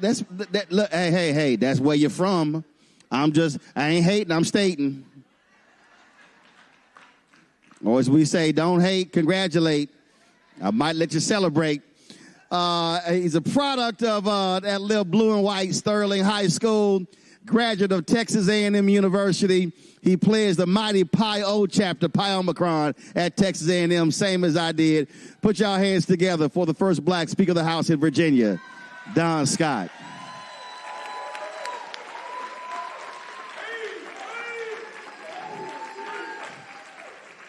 So first of all, y'all, he decided to get dressed up for y'all. Wore some tennis shoes last night to Virginia State. Didn't have no tie on. What happened? You had a fundraiser before you came in? I got to switch up on you because, you get out of pocket. You know what I'm saying? So what he didn't tell y'all about the little school in 3rd Ward that he went to, he followed behind me. Did you say Lil? He followed behind me and went to Texas A&M University. Because your ass older than me. Let me finish. I'm charter line of Alpha Phi Alpha Fraternity Incorporated, Pi Omicron chapter. What line you on, 4-5? Because you're older. Yeah, so I started this thing. All I'm trying to say is pay respect. You're supposed to respect your elders. Pay respect where respect is due. You had to learn my name when you pledged. You had to know my name and my line number when you pledged. Let me explain something to you. This family business, y'all. This family business. Let me explain something to you. You were on line number 1. My brother was on line number 3. I came in line number 5, but we came in accomplished. When they came in, it was soft by then. No, you know. I just want to let y'all know this ain't gonna last long. This ain't gonna last. We done. I'm gonna let him get the last word. He can't say this here. He's younger than me. I'm gonna let him get the last word. I'm not gonna respond. See, let me explain to y'all what happens. Normally when somebody pledges, don't nobody know them. They're trying to find their way. Stuff like that. Number 1 on my line was the first black drum major in Texas A&M history. Number 2 was the president of the Black Accountant Association. I was joining the national board, the first student rep of the National Association of Black Journalists. Number 4 was a starting point guard of the basketball team. Number 5 was the vice president of student government. Like I said, we were the shit coming in. I'm gonna give him the last word. I'm gonna let him have that. And you know, I love when it's happening. Let you have. He's like, damn, I can't count on nothing. I'm gonna let him have that word. I can't count on nothing he just said. Well, I am the first black speaker of the House in the history of the Commonwealth of Virginia. There you go. See? And I am from Texas, y'all, but I got here as fast as I could. I got here as fast as I could. When we talk about elections matter, every vote matters. In 2023, when Dems won the House, but actually we'll go before that. I use the example all the time of the election in this state where it was tied, and a name was pulled out of a hat that decided that election. I speak all the time, and I tell people that really happened. And not only did that determine that race, that determined which party controlled the entire chamber. That's a perfect example of how every vote matters. Yeah, it was in 2017. Shelley Simons, who's now a delegate now, she lost by 0 votes. Have you ever heard of somebody losing by 0 votes? It was an exact tie, and they had to pull the name out of a film canister because that's what the code called for at the time. And because she lost the draw, the Virginia House of Delegates went to the Republicans in 2017, and they continued to control the House of Delegates for another 2 years, where they had already controlled it for 18 years straight. And when I came in 2019, that was the first time in 20 years. 20 years. Think about the harms that they had caused for 20 straight years that the Republicans had controlled the House of Delegates. So in this moment, in this time, what a privilege it is to be in a position to fight back the way we are right now. We are in a position to fight back. Senator Locke, again, Senator Locke mentioned this in terms of one of the constitutional amendments. The law in this state was how voting rights were restored for formerly incarcerated. The governor had to do that for you. Governor had to do that for me. I would not be here. That's why voting matters. And I want to thank Senator Locke, who picked up the mantle from Yvonne Miller. Y'all know that name? And continued to carry the mantle to pass this year because elections are that important. I don't have to go. If we do our job in November, nobody will have to serve their time, do their time, pay their debt to society, and come back and beg somebody to have their rights restored. If we pass the restoration of rights this year, anybody that finishes their time will come home and be able to vote immediately. That is Mamie Locke's bill. And so it is so important that we have folks who understand our communities, that come from our communities, that know they have been blocking that. They've been blocking that since 1902. When they put it in the Constitution to make sure that they may prevent votes. So this is an opportunity, I believe, for folks. You would be shocked to know, black and white, how many folks come to me saying, hey, what do I need to do to get my rights restored? Something happened, can I vote? Nobody should have to go through that. Now, a Republican restored my rights, so it's their fault I'm here. Hello. But I want to, I want to back up on some of that, because first of all, what you said was passed in 1902. It was specifically passed to keep black people from voting. Oh, they literally said it. The language was, this will keep the niggas from voting. So that's a quote. Two, right? Said it publicly. Carter Glass. Matter of fact, Glass High School in Lynchburg is named after him. He was a delegate at the time. He went on to become a United States Senator. Y'all heard of the Glass-Steagall Act? That's him. So, I mean, they were very explicit in their motives. And to this day, we are still fighting that back. But, man, we've come back with some power. We have come back with power and knowledge to be able to go out and win and fight these elections. As Senator Warner said, I know I look good for my age, but I was born in 1965. The same year that John Lewis crossed the Edmund Pettus Bridge for voting rights. And on March 7th, he did that. I was born on March 5th. So in our lifetime, y'all, these fights are still happening. I'm only 61 years old. That's how long that we have. We only passed the Voting Rights Act that year in August of 65. So we're talking about in our lifetime we're still having these fights, and folks are trying to take us backward. Right. And we know MAGA is trying. We don't have to guess. On Easter Sunday, the Bible says out of the abundance of the heart, the mouth speaks. On Easter Sunday, that man got up in his heart and rose up and said, on Easter Sunday, he got up and said some crazy language and about some war and some. This is what they're thinking. We don't have to guess. Shame on us if we don't come out like now and really vote like we got a crazy person in the White House. And, you know, Roland, the man fired a black chaplain last week because he was black.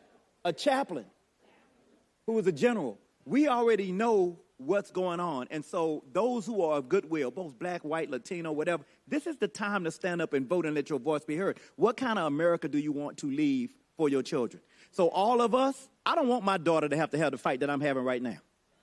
So what kind of inheritance do you want to leave? This is a time I'm so grateful to be in this fight right now. So my daughter don't have to be in this fight. We can fight this fight right now because our forebears fought. So we would not have to. So there will be more fights, but we'll have the power to fight them. And right now y'all look good. Y'all look good. Everybody look full. Everybody look good. Y'all doing well. Well, we need to make sure that the next generation is doing as well as we are right now. So we have to fight. I am a stickler for a process and how these things happen. So you talked about the constitutional amendment to restore voting rights. But again, per your own laws, that had to be passed in consecutive sessions. Again, with an intervening election. So if you don't have the power over a period of time, that doesn't happen. Won't happen. And so again, and a lot of times folks say, man, why do you go so deep? I said, because you have to understand, this is not a microwave situation. You could have passed it one time, but if you don't have the power in the second time, you can't pass it again. Start over again. You start over again. And so the again. clock restarts. And they have done it. I mean, I'm looking at these ladies, man. Y'all got to give it up for Senator Mamie Locke and Senator Louise Lucas. They have been. I don't think folks appreciate how long they have been in this fight. Senator Locke was a Hampton mayor. She's the mayor of the city of Hampton. She's been in this fight a long time. Senator Lucas was a city councilman when she started in Portsmouth. They have been engaged in these fights. So if you are in these fights, y'all, you can't be no come by night and I'm coming and I'm in and out flimsy. If you're going to be in these fights, you have to be in these fights for the long run so you can see it through to the very end. And so when you decide to be in these fights, no matter what role you play, because all of us don't have to be elected to make a difference. My mother told me a long time ago, you don't need to have a fancy title to make a difference. You know, you don't need to be a big shot to make a difference. Wherever you are, you plant your seed right there, nurture that seed, water that seed, and that thing will grow. And I'm telling that to each and every one. This is the time for all of us. Nolan said, get 5, and then you get 5. We need to win this yes campaign so big.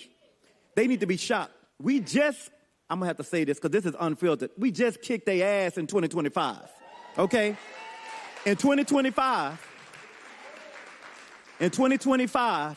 the days before the election, they say, oh, y'all going to barely win. It's going to be tough. It's going to be tight. We had a 51-49 majority in 2023.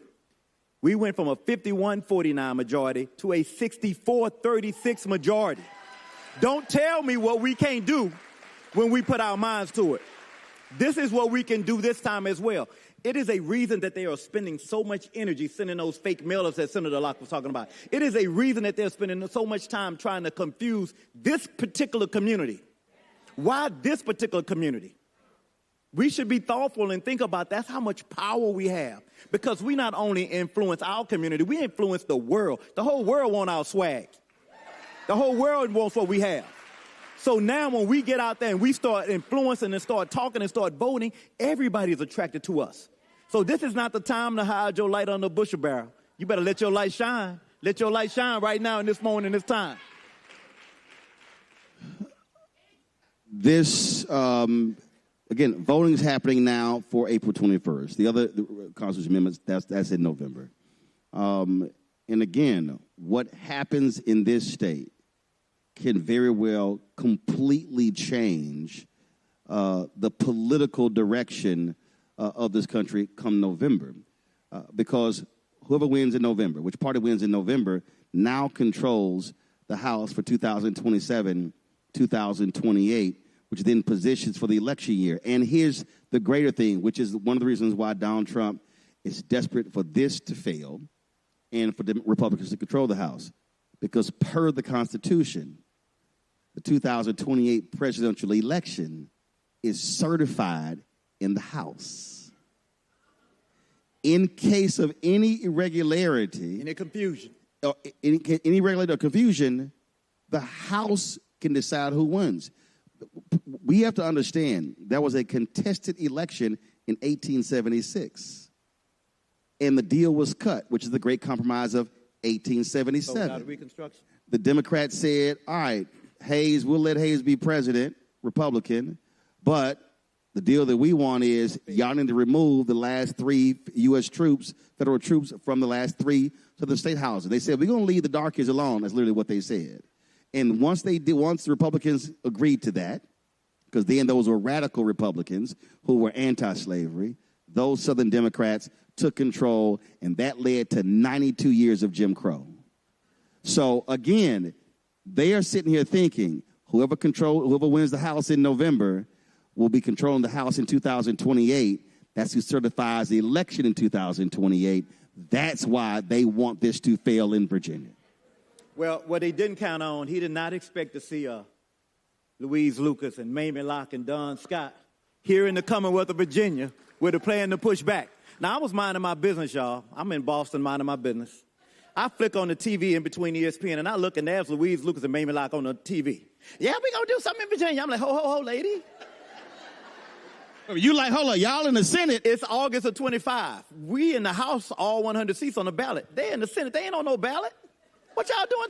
Y'all speaking in my business. So I called Louise. I said, Senator Lucas, I know now we got to do something, Don. I said, Senator, can we just hold off for a little bit? Let me see where we are in this election, because I'm looking real good right now. She said, I'm going to hold off a little bit. She kept it to herself. I know it hurt her to her heart, but she kept it. She helped it. She held it down. And then when the time came, we made the move. We did what we had to do. And right now, you got Elon Musk and Peter Thiel and all of Donald Trump's flunkies losing their mind, flocking to Virginia right now, trying to trick people like the people in this room right now. Because they never saw back in 1902 when they changed the Constitution. They didn't see us coming, y'all. But guess what? God did.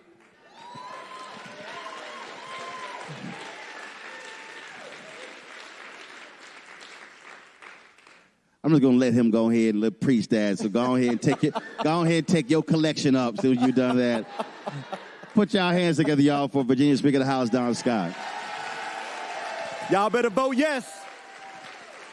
Boy, this is like a law firm. This is Scott and Scott. So come onto the stage right now. Put y'all hands together for longtime congressman here in Virginia, my alpha brother, Congressman Bobby Scott.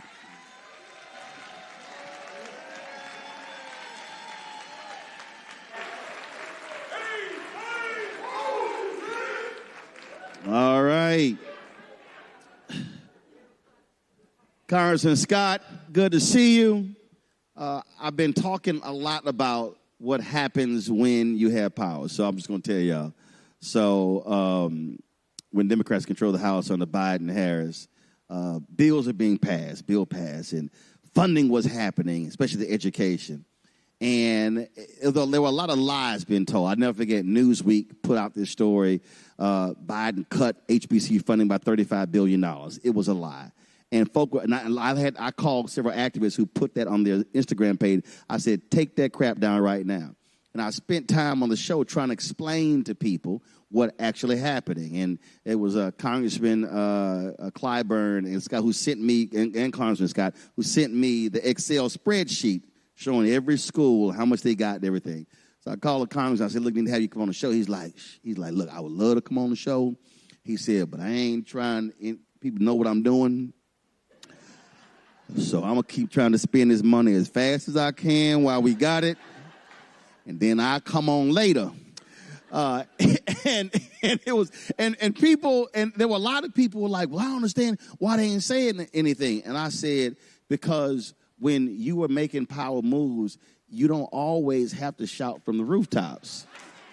So Congressman, for people who don't get it, even that was when you were in the majority, but even in the minority, explain to people the role, because it drives me crazy. People say, man, the CBC, they ain't doing nothing. They don't understand how the process works, how you can have one word change in a bill that completely alters the whole deal. Talk about that. Well, you talked about HBCU funding. I was chair of the committee the last 2 years of Trump, first 2 years of Biden. COVID was alive and well, and Rahm Emanuel, former congressman, former mayor of Chicago, said that a crisis is a terrible thing to waste. We didn't let that crisis of COVID go to waste, and we took advantage of it. And like you said, I didn't want to be bragging about it because we're getting so much money for HBCUs. All the other groups says, where's my money? Well, I couldn't, I'm focusing on HBCUs. And so when people said we weren't doing anything, well, then we had to say, well, okay, we got for Norfolk State over and above what they would have gotten ordinarily. They got, during that period, an extra $100 million. No. Norfolk State got $102,526,938. I told y'all I had the spreadsheet. Don't leave out the extra 2.5 million, Congressman. Well, go back. Go get Hampton, too, because they got over $100 million while Hold on, I got it. Hold on, I'm looking at Hampton right here. Hampton got $112,242,256.81. Now, that's over and above what they would have gotten ordinarily. And so, like I said, we didn't want to be bragging about it because everybody else would be looking, well, where's my money? But after they said that we weren't doing anything, we had to explain. And that's what you can do in the majority. There's a lot that's been said tonight. And one of the things is that we are doing exactly what they had been doing. They stole 3 seats in North Carolina, used those 3 seats, as Tim Kaine pointed out, just enough so that they could pass that big, ugly bill, take away your health care, SNAP benefits to give tax cuts to the rich. Because right now they have a what? 1-seat majority? No, 1 or 2? It's 220 to 215. But if we had those 3 seats back, we'd have 218 that have 217. There you go. We'd be in the majority. They never could have passed that big, ugly bill, run up all the debt, tax cuts for the wealthy, but take away people's health care and SNAP benefits. ICE couldn't be going around killing people without asking questions. We couldn't be in a war without a declaration of war. They couldn't be dismantling the Department of Education without answering some questions. There's been a lot of stuff we could do if the Democrats were in the majority, but they stole that majority. And so the question becomes, how do you respond? Do you just ignore it and hope it goes away? Well, okay, that's what we did last time. We ignored it, hoped it went away, and the next thing we know, Trump's saying, find me 5 more seats. Because they know we're going to do okay on this midterms, but he's stealing 5 seats and then a seat you outlined them, Missouri, back to North Carolina, pick up another seat. They're waiting for the voting rights case, and if they win that case, they're going into Louisiana, Alabama, and Florida. We can ignore it, hope it goes away, or we can respond and let them know that if they try this again, this is what's going to happen.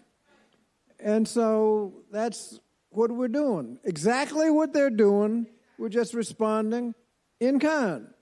Now, this isn't just little tit-for-tat partisan stuff. As I said, this is policy. The fact is that these people aren't going to change their minds on health care. They're against health care. And every time health care comes up, they're going to vote no. They're going to try to dismantle the Affordable Care Act. They're going to try to cut back on Medicaid so they can have tax cuts to the wealthy. That's just what they do. Voting rights.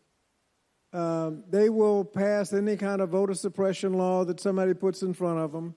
They will not pass any advancement of voting rights. That's just who they are. So when you have an election, you're essentially casting votes on voting rights, education, health care, and a lot of other things. And so when they start stealing 5 seats, that's 5 more seats for the SAVE Act, the voter suppression bill, and 5 less seats against it. When they talk about health care, dismantling the Affordable Care Act, Tim Kaine pointed out that it was saved by 1 vote in the Senate, and everybody will remember that iconic thumbs down in the middle of the night. Thank you, John McCain. Otherwise, they would have repealed the Affordable Care Act.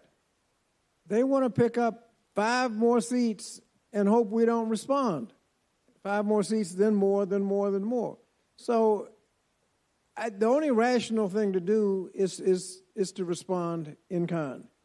If they're going to steal seats in North Carolina, in Texas, Missouri, and everywhere else, then we've got to get the seats back in California and Virginia. And as it's been pointed out, the only difference is they do it behind closed doors. We let, in California and Virginia, the voters have the last say.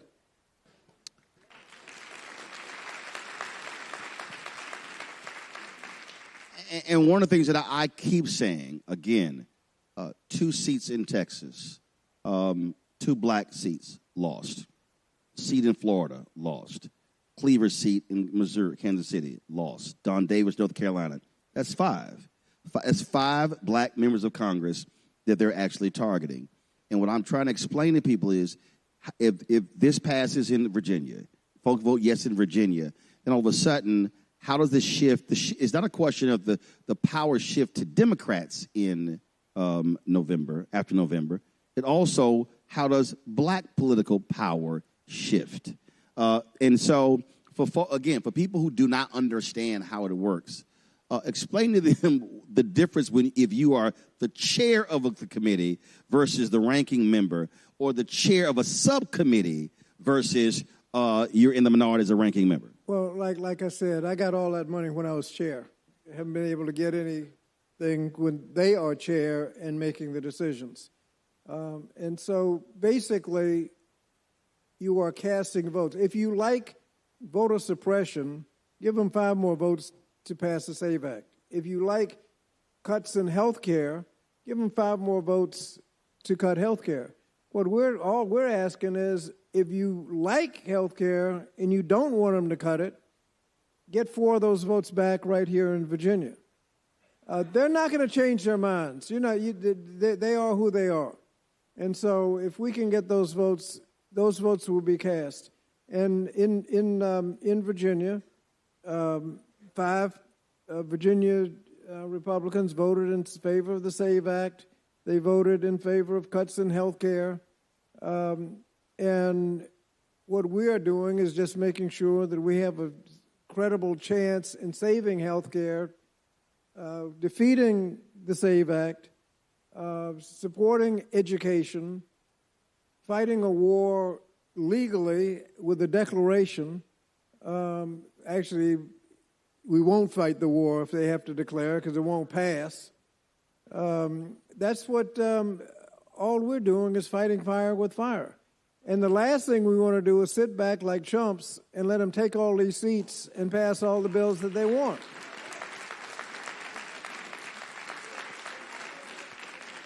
And that's the difference between the House and the Senate. You can't gerrymander in the Senate. Every state gets 2.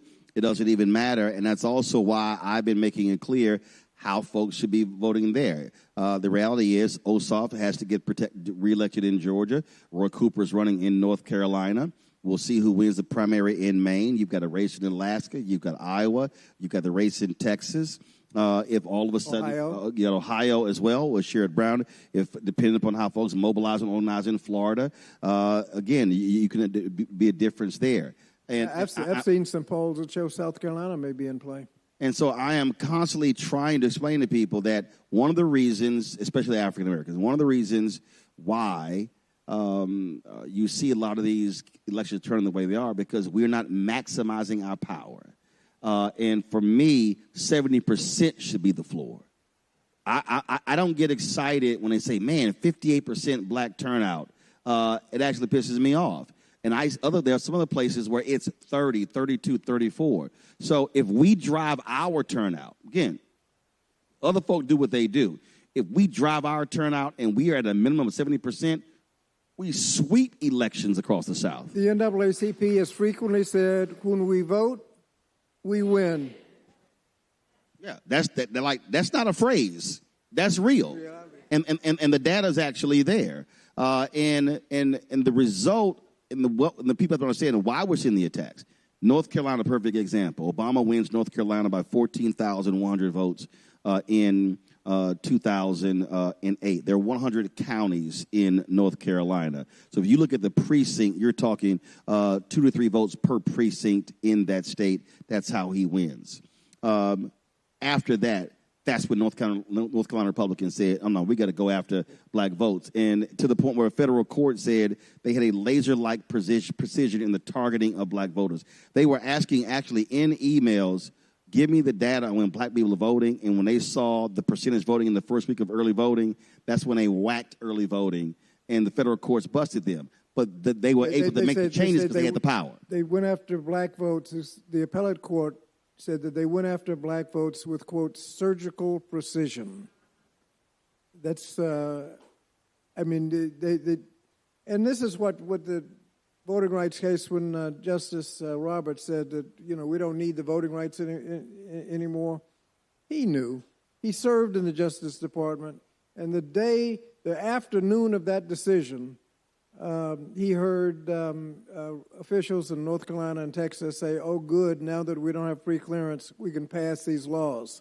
A statement that would make no sense if those laws would be pre-cleared.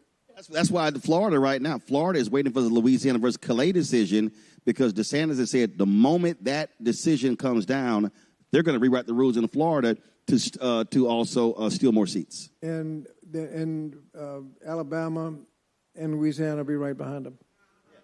So, again, this election here has national implications. And if you have a voting rights bill that comes up, what happens in Virginia will help determine what the vote on the floor of the House would be, because you can count on all of the Republicans voting in favor of voter suppression against any voting rights bill, and Democrats all voting in favor of voting rights and against voter suppression.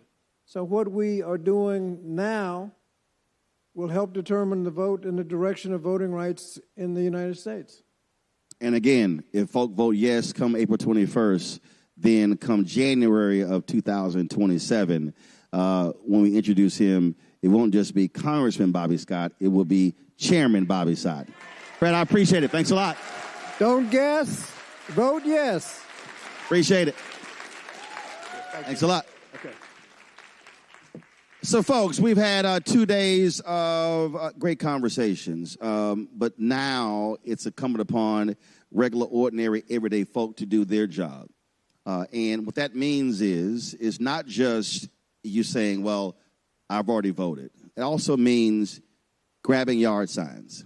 That means you getting those door knockers. That means you calling your friends, calling your neighbors.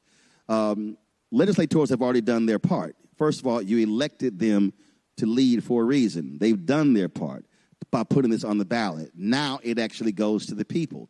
And again, when we vote, we win. We've seen that. We've seen what happens when we turn out. And I often say to people that the election is the end of one process and it's the beginning of another. You say you want to elect someone to make changes, but then you have to put pressure on them to actually do what they claim they were going to do when they were actually running. Well, this is a perfect example. And this is, again, where our folk can actually be a huge difference maker. When we drive numbers, all of a sudden, they get scared to death.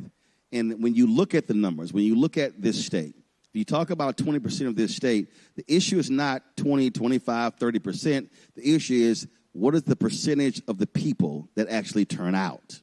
And that's the difference right there.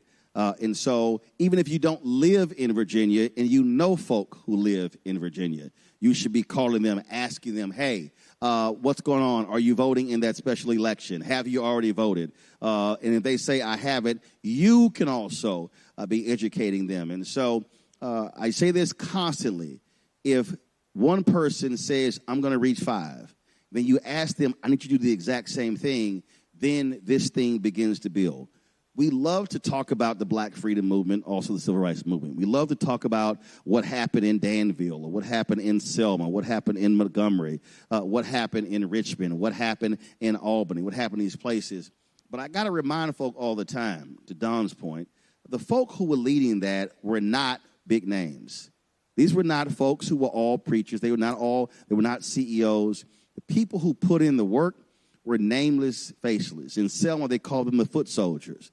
These were the people who worked and who cleaned other folks' houses and washed their laundry and who opened doors and who drove cars.